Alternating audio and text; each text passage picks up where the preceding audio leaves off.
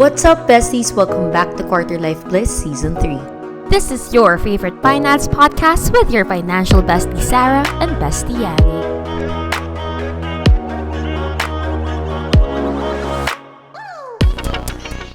Actually, bakit ba tayo into money?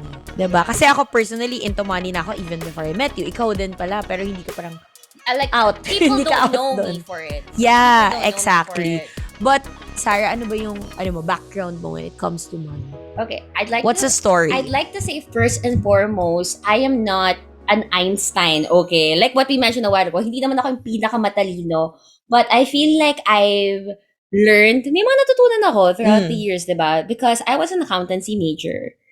So, ang hirap nun. Hirap niya. Ang hirap ng accountancy. Hindi ko, like, Kasi I nalaman didn't ko, take the nagulat board. ako, When guys.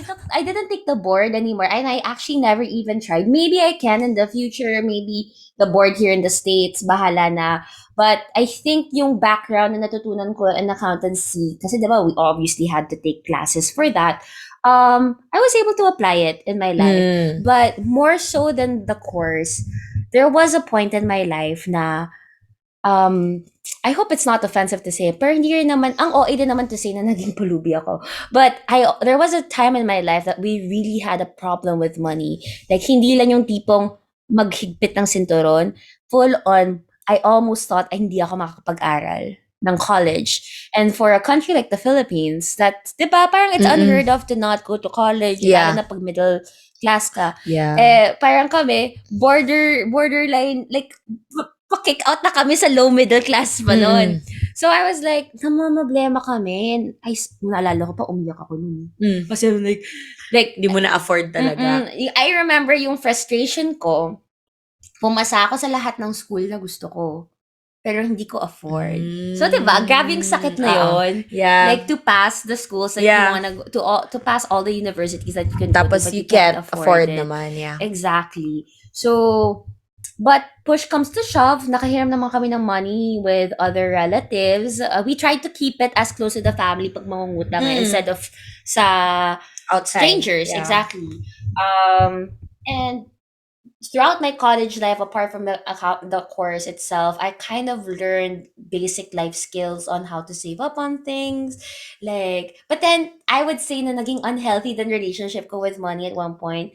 Like, girls swear, 500 peso t-shirt, nagigilty ako. Na, ba't ko to binibili? Parang dapat ata, hindi ko to binibili. Or, hindi lang ako kakain sa labas, hintayin ko na lang kumain sa bahay. Tipong ganun. Yung tricycle, parang, pag sinasabi 20 pesos, talaga sisabihin ko, Kuya, hindi yan 20 pesos, 11 pesos lang dapat. Kasi ginagano ko talaga. And Okay. pag tutusin, it's 9 pesos. Like, it's still a big chunk of change, but if you look at where I am now, I'm living in the States, ano bang 9 pesos sa dollars? Wala pa yung 50 cents. Wala pa. Diba? So it's like, wala lang. Ang galing ng ni God na napunta niya ako dito. He got me and everything that life has taught me. I think it's because of money. Like, really. Like, I learned a lot with how to handle my finance, how to do business, being in the showbiz industry, yung TF mo as a creative. Tsaka yung pressure on and what the to pressure. gastos. The pressure on what to gastos as a creative. That's a different topic. That's a topic for a different time. Yeah. But lahat tayo, I guess, I'm not sure, but I think most people may pinagdaan ng hirap pagdating sa pera. Yeah. One point in their life, and that's the same with me. Yeah. The same with me, na lagi kasi sinasabi yan sa, I guess, if naka-attend na kayo ng talks ko or naka-attend na kayo ng mga sessions ko, mga courses ko. My story about money is that I was raised by a single mom. 4 kami magkakapatid. So, we really had it hard growing up. Really had it hard. Yung tipong, kung magkano yung kikitain ngayon ng barbershop namin, yun yung bibilan namin ng baon the next day. Like, for example, like mga pretzels, mga zesto, ganyan. Yun yung money. As in talagang, kung ano yung kinita lang today. We can't afford na mag-grocery for the whole week or for the whole month, ganyan. Tapos, alam mo yun sa school, yung tipong, I'm not sure if you experienced this, but before kasi, you can't take the exam, the final exam, if you're not... If hindi bayad yung... Tapos mag-aantay ka sa principal's office, I know diba? that. So, ever since I was in high school, I was in college, nasa isip ko na, I don't want my future kids to experience this. Yeah. So I want to know how to be smart around money. Yeah. So even in high school, even in college, I was so strict with my money kasi I had to, I knew back then that I had to develop good habits starting with my allowance. Exactly. So pag nagtatrabaho na ako, normal na lang sa akin. So back in college, parang I finally felt na parang mas maginhawa yung buhay. Even though ironically, dapat, college kami lahat magkakapatid. So, dapat mas mahirap sa mom ko. Mas mahal, diba? Kasi, ano yan, 2 sems per kid. Tapos, mahal ng university, mahal ng engineering, But ganyan. you didn't have a problem at all. We didn't have a problem. So, I asked my mom, like, bakit afford na nating magbayad? Like, pag nanghingi ako ng pang tuition, we can afford, ganyan. Baliktad with you. Yeah, exactly. Because I was about to say, like, nung grade school ako, like, high school ako, every weekend, nagbo-mall kami. Ganon. So, yun. So, tinanong kay mom ko. Tapos sabi niya, because I can finally reap my investments. So, sabi ko, can I invest now? So, college pala ako, nag-i-invest na ako. Kasi, sabi ko, para in the future, pagka grade school ni anak ko, may pangbayad ako. Exactly. Yun. So, it really started there. And then, na-realize ko, in 2019, I'm an engineering major. BS Industrial Engineering. Yeah.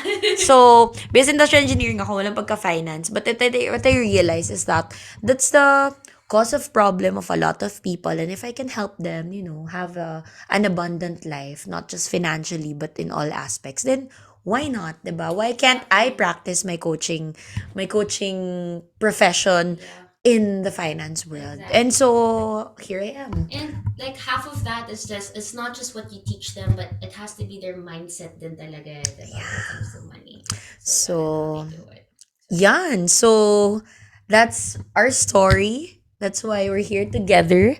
We're gonna be talking about our experiences in money, our opinions about how About money culture. beliefs, I don't know, lahat na talaga ng about money, random, but we can also get insights from you guys. So, meron kaming group where you can actually leave all your comments, suggestions on what topics you want us to discuss and talk about. Or what you have to say about a certain topic we've already talked about, diba? Because maybe you guys know things which we don't, and we're open. We want to hear them. Yeah. What's your experience about the topic, certain topics? So every week we will be sharing our opinions, our stories, our chikahan about our experiences and mga experience talaga natin about money. Basically, puro yun yung pag-uusapan natin. Tama.